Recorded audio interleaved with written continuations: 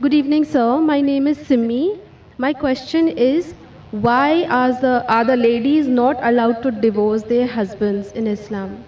Sister asked the question that why aren't the ladies allowed to divorce their husband? As far as divorce is concerned, sister, broadly, you can categorize divorce into 5 categories. One is by mutual consent of the husband and wife both. First category. Second category, unilaterally by the will of the husband. Third category, that if it is mentioned in the Nikah-nama, when a woman is marrying a man, if she mentions the contract, by default, the authority is given to the man in the Quran. Why? I'll come to it later on. But in the Nikah-nama, since marriage is a marital contract, a woman can put down any clause in marriage which is not prohibited in the Quran. She can even say that I do not want my husband to take a second wife, because marrying more than one wife is not compulsory in Islam. If the boy agrees, he marries, otherwise they don't marry. She finds a new boy and he finds a new girl. But she can put the clause that I do not want you to take a second wife as long as I am alive.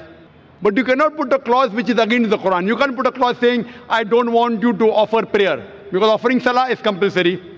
You can put a clause which is optional. Similarly, she can put a clause that I too want to give unilateral divorce. It's called as talaq-e-tawfeed or isma.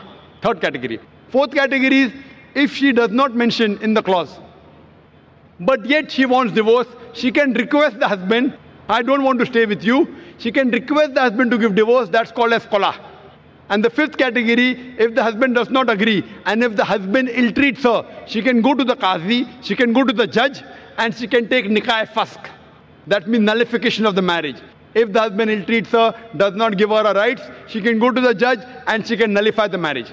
So even a woman can take divorce. But under normal circumstances, the man has been given the authority. Why?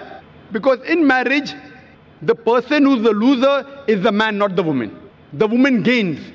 If you heard my talk last week on last Saturday, in the talk, Women's Rights in Islam, Subjugated or Protected, I mentioned that during marriage, the woman is on the receiving side. The Quran says in Surah Nisa, chapter 4, verse number 4, that give to the woman in marriage a marital gift, mahr.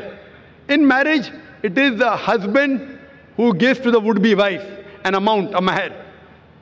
And mahr can be any amount. So imagine, before she's married, it's the duty of the man, duty of the father and the brother.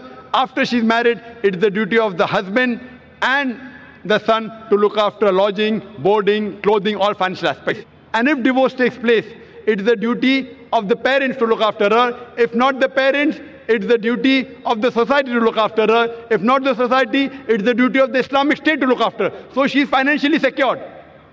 If divorce takes place, the man gives the divorce, he loses the mahr.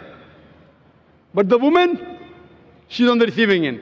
Now, she has a chance to get married. Once she gets married, she gets new mahr. And the man, when he has to marry another woman, he has to give new mahr. If the full authority is given to the woman keeps on marrying and divorcing, then she will keep on gaining money. Who's the loser? Is the man. So Almighty God even protects the man's status. Otherwise, I have to give a talk on man's rights in Islam. Because if a divorce takes place, man is more of a loser than a woman, financially and otherwise. Woman gets protection from the family, from the society, from the state. Man doesn't.